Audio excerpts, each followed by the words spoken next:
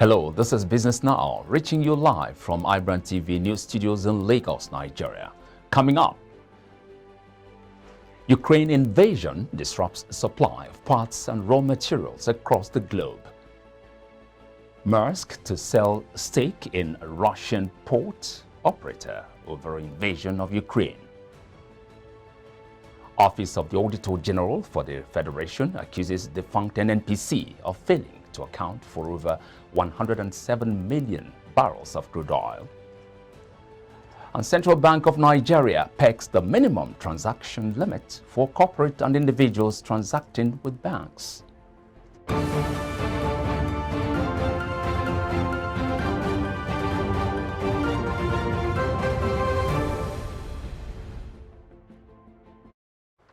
Hello again, I'm glad to have you join us. I'm Michael Nath. Now we begin Business Now from Russia, looking at the impact of the ongoing crisis on the state of the economy and business activities across the globe. Now, Russia's war in Ukraine has disrupted the global supply of parts and raw materials needed to complete a variety of products, from cars to computer chips.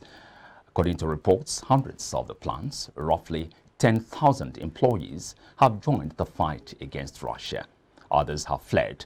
A remaining skeleton crew runs its canteens and makes spiky metal obstacles to block Russian tanks and convoys.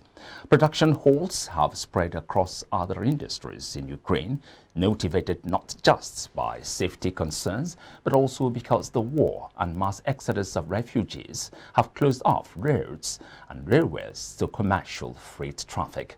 Ukraine accounts for only about 0.3% of the world's exports, while Russia's share is about 1.9%, according to a report by the Dutch bank ING.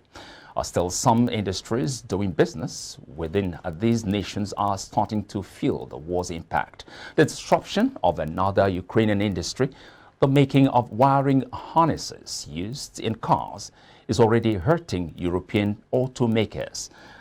Ukraine has more than 30 automotive plants, most of them centered near the western border with Poland and other European neighbors, according to a government agency that promotes foreign investment. The International Association of Classification Societies has withdrawn the membership of the Russian Maritime Register of Shippings amid Russia's invasion of Ukraine. The IACS Council voted to adopt a resolution withdrawing the membership with immediate effect last Friday.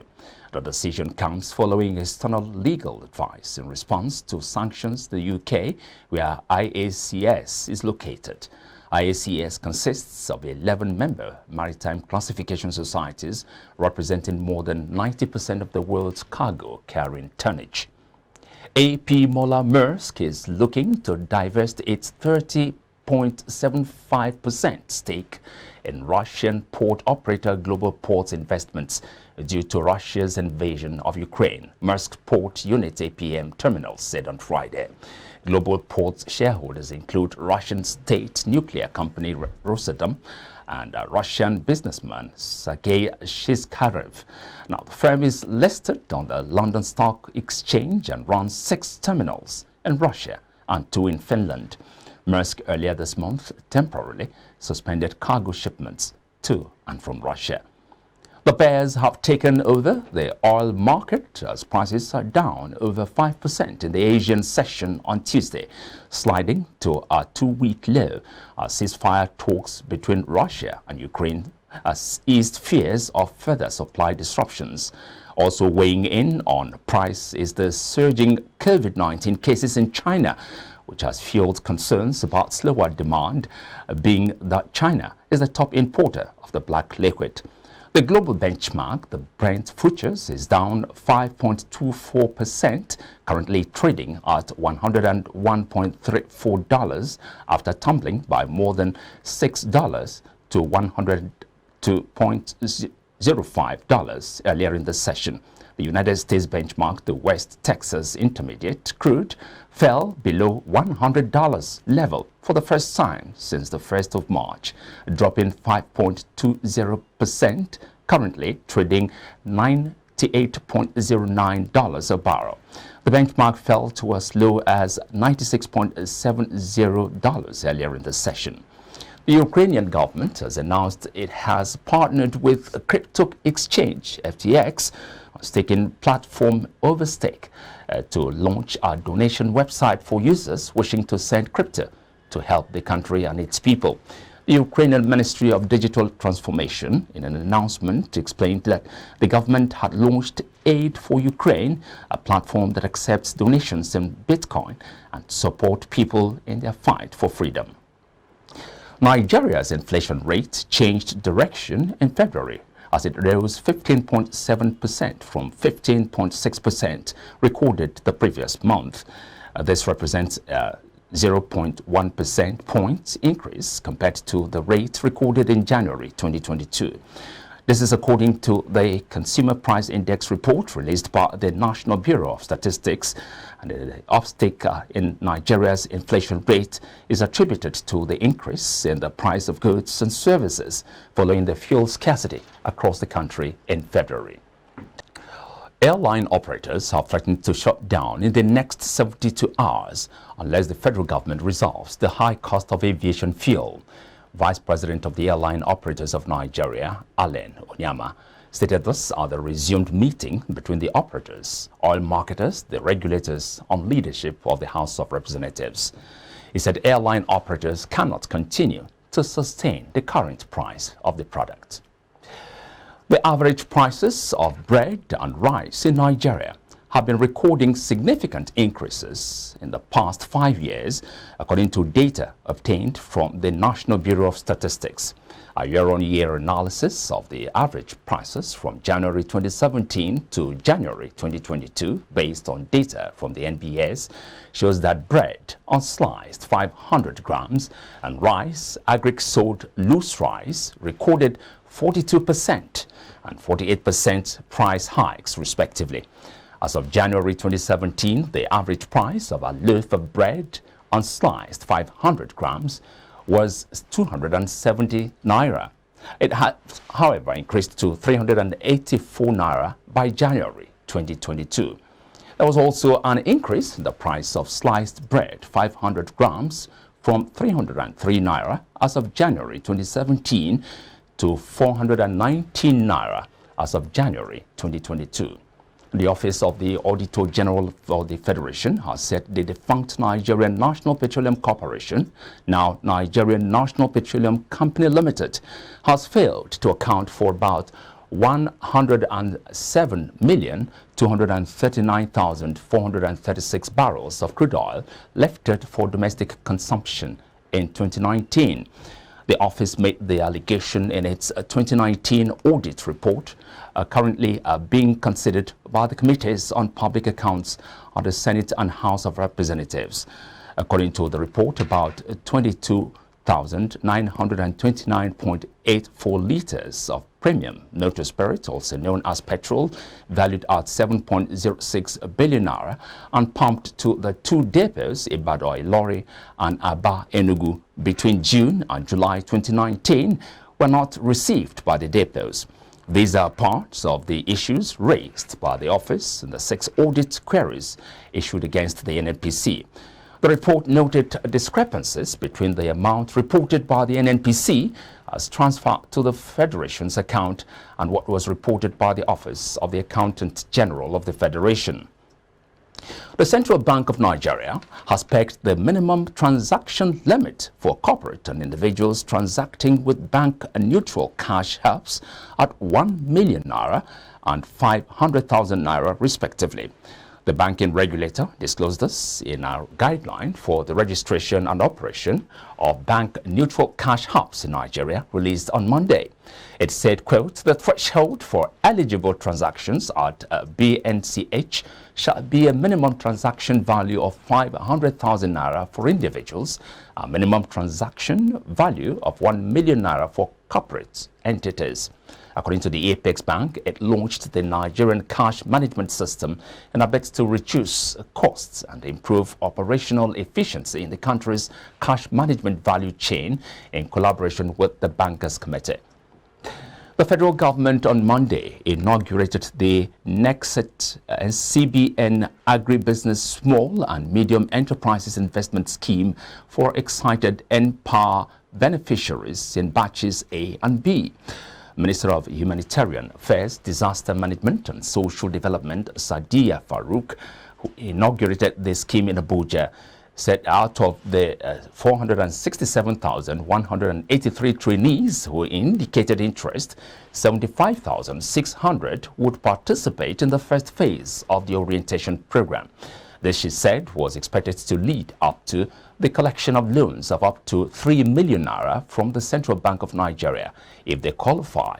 The minister, who was represented by the permanent secretary of her ministry, Bashir Al-Khali, said the move was part of the federal government's efforts to eradicate poverty and sustain the National Social Investment Program. Still to come, European Union approves a new round of sanctions on Russia, targeting energy, steel, defense sectors. Details and more business news after this break. Stay with us.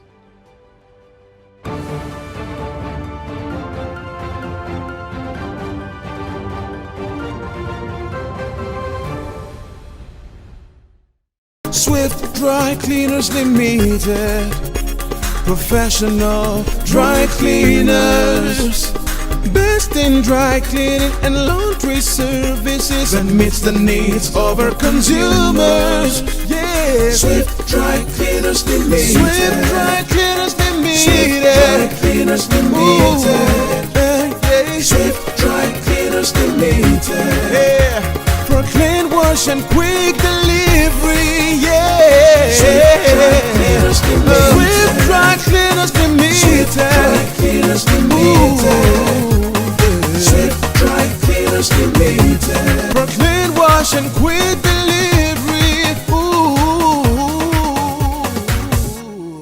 Swift Dry Cleaners. Clean wash, quick delivery. True unripe plantain flour is 100% natural flour gotten from the processing of unripe plantain.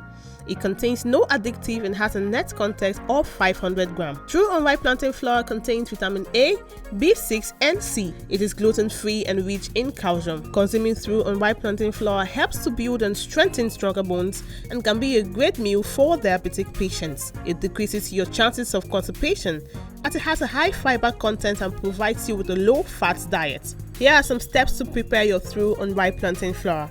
Firstly, mix True unripe plantain flour with hot water in a pot and gradually add water till you achieve desired thickness. Place over medium heat and turn very well for 4 to 5 minutes to get the right texture. Mold into a ball and place in a bowl and allow to cool. Serve with your choice of soup. True unripe plantain flour can be eaten with any variety of soup, be it your ofe oha, ofe onugbu, begiri, ewedu, or your miyan kuka. To get your True unripe plantain flour, contact us at 12 Olowera Isheri Road by First Welder bus stop off Omole Phase 2, Olowera, Lagos, Nigeria, or call 070-6663-8213 or 081-6397-4447. Distributors are needed nationwide.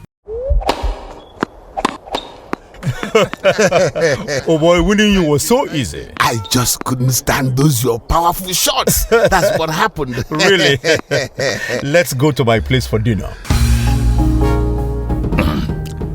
This fufu is so nice. It's True unripe plantain flour. True unripe plantain flour is delicious. Yes, True unripe plantain flour is what I serve my husband for swallows. It's easy to prepare, fortified with vitamin A, low in sugar and cholesterol, rich in fiber that helps the heart, builds and strengthens the bone, and his energy level is boosted. True unripe plantain flour, no additives, 100% natural, a product of Pali Agro Products Nigeria. True unripe plantain flour, available in all leading stores nationwide. Mama, you're coming to Lagos.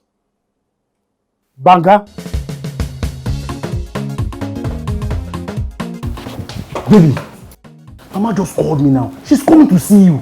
She asked me to tell you to make banga soup for her. And she's close to the house. Oh. How do you expect me to prepare banga in just few minutes? I have a solution for you. Really?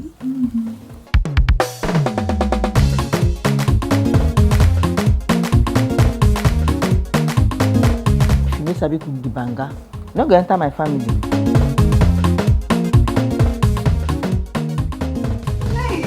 Pali banga is used in making other exotic dishes such as banga jollof rice, banga eforiro, banga asaro or yam porridge, banga egusi, and many more. Pali banga is easy to open, no preservatives, no cholesterol, and no coloring. Approved by NAFDAC. Manufactured by Pali Agro Products Limited. Available in all leading stores and supermarkets nationwide. Pali banga, natural palm fruit extracts for tasty African cuisine. Take me back there.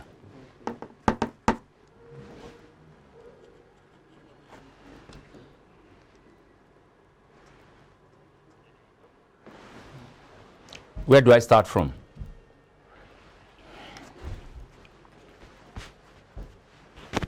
All right. You're watching Business Now on iBrandTV Lagos. Now to Africa Scene. Exploration firm Shanta Gold says it has found more high-grade gold at its Western Kenya project, estimated to be worth 365 billion shillings. The firm says in its latest market update that it has established high-grade gold deposits estimated at 1.6 million ounces in Kakamega County, with a current market value of 364.8 billion shillings.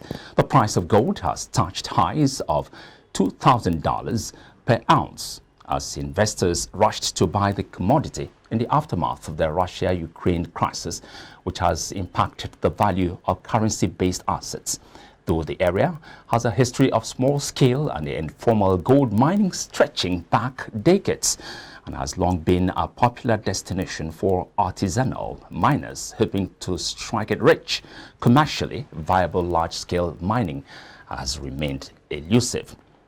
Foreign scene now, the European Union has banned top credit rating firms from rating Russia's sovereign debts and the country's companies as part of its latest sanctions package, the European Commission said on Tuesday. Other measures in the package included an import ban on Russian steel products currently under EU safeguard measures, which it's estimated would amount to approximately 3.3 billion euros in lost export revenue for Russia. There was also an export ban on luxury goods such as luxury cars and jewelries, and an increase in the number of sanctioned wealthy individuals with links to Russian President Vladimir Putin. Our stock markets fell again on Tuesday as a combination of rising COVID-19 cases in China, the war in Ukraine, and worries about the Federal Reserve raising interest rates this week for the first time since 2018, all knocked investor confidence. Oil prices tumbled more than 5%, with Brent crude back at $100 a barrel on concerns about demand from China after the country put some areas into lockdown to fight the spread of COVID-19. The prospect of talks between Russia and Ukraine reaching some kind of resolution, even if unlikely for now, also eased immediate concerns about energy supply disruption. European stocks had been rebounding in recent seasons, but they remain down sharply in 2020. The European Union formally approved on Tuesday a new barrage of sanctions against Russia for its invasion of Ukraine, which include bans on investments in the Russian energy sector, luxury goods, exports, and imports of steel products from Russia. The sanctions, which come into effect after publication in the EU official journal later on Tuesday, also freeze the assets of more business leaders who support the Russian state, including Chelsea Football Club owner Roman Abramovich. The European Commission said in a statement on Tuesday that the sanctions included a far-reaching ban on new investments across the Russian energy sector. There will also be a total ban on transactions with some Russian state-owned enterprises linked to the Kremlin's military-industrial complex, the EU executive said. The bloc reached a preliminary agreement on the new sanctions on Monday, and no objections were raised before an agreed deadline. The ban on Russian steel imports is estimated to affect 3.3 billion euros worth of products. We now go on a commercial break. I will return to take more news updates across the globe. Stay with us.